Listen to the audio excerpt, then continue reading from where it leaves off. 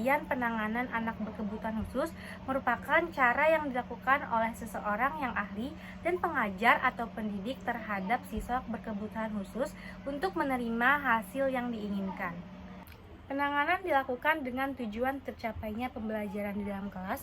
Pendidikan inklusi juga banyak diterapkan di lembaga-lembaga pendidikan anak usia dini, guna untuk memberi kesempatan yang sama antara anak berkebutuhan khusus dengan anak normal atau sama-sama belajar dalam satu kelas. Berbagai cara yang dilakukan dalam menangani anak berkebutuhan khusus dapat disimpulkan bahwa penanganan anak berkebutuhan khusus memiliki cara yang khusus dan berbeda-beda dalam memahami anak berkebutuhan khusus atau anak yang memiliki kelainan. Pihak yang menangani identifikasi merupakan pihak profesional di bidangnya masing-masing, maka dari itu identifikasi dapat dilakukan dengan orang-orang terdekat anak berkebutuhan khusus, contohnya orang tua, guru, atau pihak-pihak terkait lainnya. Sedangkan langkah berikutnya atau sering disebut dengan asesmen bila diperlukan dapat dilakukan oleh tenaga profesional seperti dokter, psikolog, neurolog, ortopedagog, terapis, dan lain-lain. Tujuan penanganan yang dilakukan semua ahli akan berdampak positif bagi anak berkebutuhan khusus dalam berbagai aspek seperti dalam bidang akademik maupun mengikuti mata pelajaran dengan baik. Selain itu, dalam bidang emosional, anak mampu bersosialisasi dengan masyarakat, dan dalam bidang emosi, anak mampu menyalurkan emosinya ke dalam hal yang positif.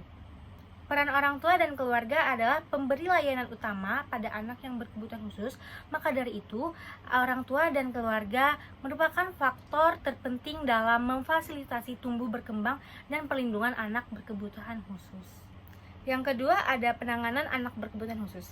Penanganan anak berkebutuhan khusus memiliki dua bagian, yaitu penanganan secara umum maupun penanganan secara khusus. Penanganan secara umum yaitu hindarkan anak dari perasaan cemas, takut, khawatir, marah, menyalahkan diri sendiri atau orang lain, serta putus asa yang berlarut-larut.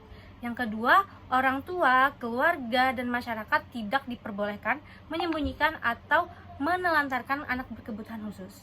Ketiga, orang tua, keluarga, dan masyarakat wajib bertanggung jawab memenuhi kebutuhan berbagai macam aspek seperti bersosialisasi, berekreasi, ataupun berkegiatan lain yang bertujuan untuk memperkenalkan anak berkebutuhan khusus ke dunia luar. Penanganan secara khusus. 1. Anak disabilitas penglihatan. Penanganan yang perlu dilakukan oleh orang tua atau keluarga terhadap anak disabilitas penglihatan yaitu dengan membawa anak ke puskesmas atau ke rumah sakit terdekat untuk diperiksa tenaga medis, menindaklanjuti hasil pemeriksaan dari tenaga medis dengan mengikuti petunjuk dan saran yang diberikan, memasukkan anak ke sekolah sesuai dan kembangkan potensi yang dimiliki anak, dan orang tua serta keluarga membantu anak di rumah dalam mengerjakan tugas sekolah yang diberikan atau mengulang pelajaran yang diterima. 2. Anak disabilitas pendengaran. Penanganan yang perlu dilakukan orang tua atau keluarga terhadap anak disabilitas pendengaran yaitu membawa anak ke puskesmas atau rumah sakit terdekat untuk diperiksa tenaga medis, menindaklanjuti hasil pemeriksaan dari tenaga medis dengan mengikuti petunjuk yang diberikan, memasukkan anak ke sekolah yang sesuai dan kembangkan potensi yang dimiliki anak. Biasakan untuk menarik perhatian anak terhadap bunyi-bunyi di lingkungan yang sering terjadi, seperti orang yang mengetuk pintu, suara telepon, suara motor, bunyi mesin mobil, dan sebagainya. Dan biasakan agar orang tua tetap mengajak berbicara dengan anak secara bertatap muka, agar wajah dan gerak bibir orang tua terlihat lebih jelas. Ketiga, anak disabilitas intelektual. Penanganan yang perlu dilakukan orang tua atau keluarga terhadap anak tersebut dengan membawa anak ke puskesmas atau ke rumah sakit. Dengan itu, anak bisa ditindaklanjuti oleh tenaga medis dan memasukkan anak ke sekolah yang sesuai dan kembangkan potensi yang dimiliki anak, mengajarkan sesuatu secara bertahap dan berulang-ulang. Untuk itu, orang tua, keluarga harus memberi contoh tentang sikap dan nilai perilaku yang baik. 4. Anak disabilitas fisik. Penanganan yang perlu dilakukan oleh orang tua atau keluarga terhadap anak disabilitas fisik, yaitu membawa anak ke puskesmas atau rumah sakit terdekat untuk diperiksa tenaga medis secara rutin. Karena jika tidak, maka tubuh anak bisa bertambah kecacatannya, seperti bengkok, mengecil, kaku. Menindaklanjuti hasil pemeriksaan dari tenaga medis dengan mengikuti petunjuk dan saran yang diberikan. Memasukkan anak ke sekolah yang sesuai dan kembangkan potensi yang dimiliki oleh anak. Saat ini, banyak anak tunadaksa yang dapat berprestasi berhasil seperti anak lain sebayanya dan memerlukan latihan rutin dan menggunakan alat bantu untuk mencegah bertambahnya kecacatan dan memudahkan melakukan kegiatan sehari-hari. 5. Anak disabilitas sosial. Penanganan yang perlu dilakukan orang tua atau keluarga terhadap anak disabilitas sosial, yaitu membawa anak ke puskesmas atau rumah sakit terdekat untuk diperiksa tenaga medis, menindaklanjuti hasil pemeriksaan dari tenaga medis dengan mengikuti petunjuk dan saran yang diberikan, memasukkan anak ke sekolah yang sesuai dengan kembangkan potensi yang dimiliki anak, dan orang tua serta keluarga harus memberikan contoh tentang sikap dan nilai dan perilaku baik yang bisa menjadi tauladan bagi anak. 6. Anak dengan gangguan pemusatan perhatian atau hiperaktivitas, GPPH atau ADHD. Penanganan yang perlu dilakukan orang tua atau keluarga terhadap anak dengan gangguan pemusatan perhatian dan hiperaktivitas GPPH atau ADHD, yaitu membawa anak ke puskesmas atau ke rumah sakit terdekat untuk diperiksa tenaga medis, menindaklanjuti hasil pemeriksaan dari tenaga medis dengan mengikuti petunjuk dan saran yang diberikan, memasukkan anak ke sekolah yang sesuai dan kembangkan potensi yang dimiliki anak. Pemakaian obat tidak menjadi satu-satunya cara untuk penanganan.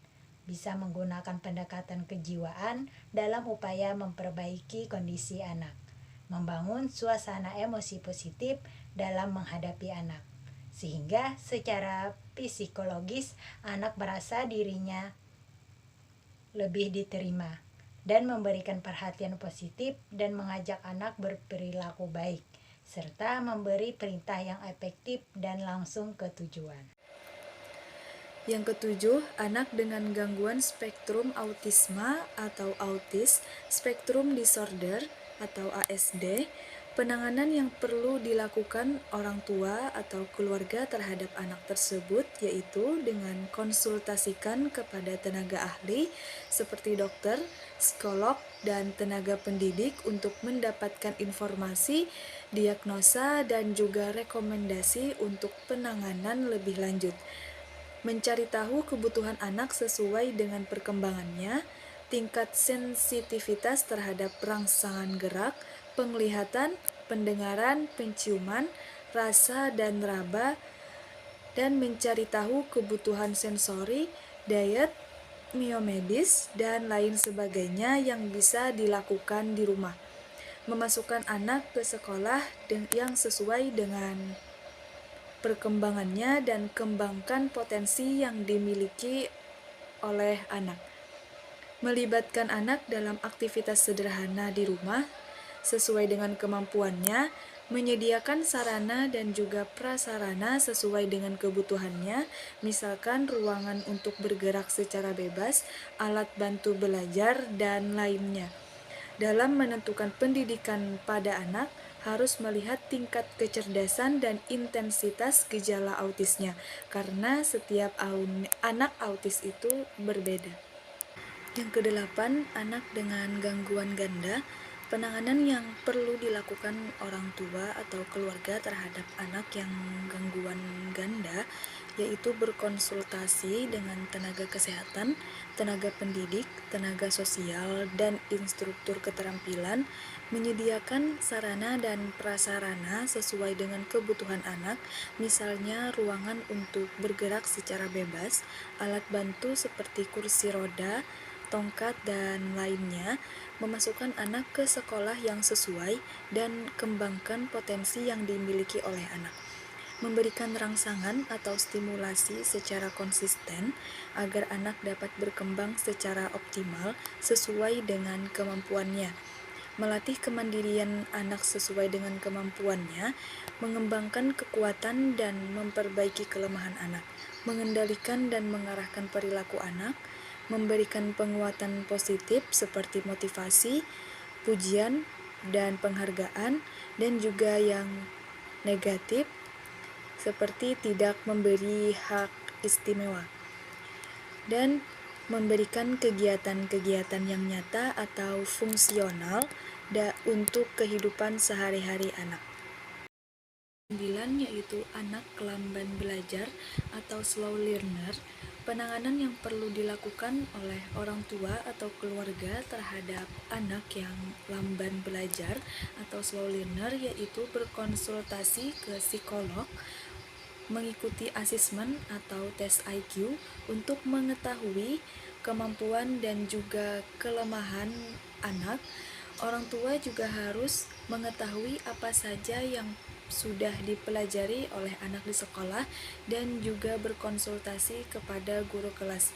Orang tua atau keluarga juga harus membimbing dan mendampingi anak di rumah, baik untuk mengulang materi pelajaran yang sudah dipelajari maupun menyiapkan anak pada materi pelajaran yang baru. Selanjutnya, orang tua dan atau keluarga harus selalu menghargai hasil belajar yang diperoleh oleh anak, dan orang tua juga harus memberikan contoh tentang sikap dan nilai perilaku yang baik terhadap anak. Yang ke-10, anak dengan kesulitan belajar khusus atau specific learning disabilities. Penanganan yang perlu dilakukan oleh orang tua atau keluarga terhadap anak yaitu dengan berkonsultasi pada psikolog, mengikuti asesmen atau tes IQ untuk mengetahui kemampuan dan kelemahan anak, membantu anak membuat strategi belajar atau meminta bantuan pengajar remedial untuk mengatasi kekurangannya dan membuat program cara pembelajaran di rumah. Orang tua atau keluarga juga harus selalu mendampingi dan membimbing anak dalam belajar di rumah, terutama mengoptimalkan kemampuan fisik motorik seperti perencanaan gerak, orientasi kanan dan kiri, serta pembelajaran kinestetik. Memberikan alat-alat bantu dan juga peraga sehingga anak mampu menyentuh, melihat, mendengar, serta menghubungkan dengan konsep yang dipelajarinya. Mendampingi anak ketika belajar dan mengerjakan pekerjaan rumah, dan memberikan pujian ketika anak berhasil menyelesaikan tugasnya dengan baik dan benar, guna meningkatkan kepercayaan diri dan kemandirian anak dalam belajar.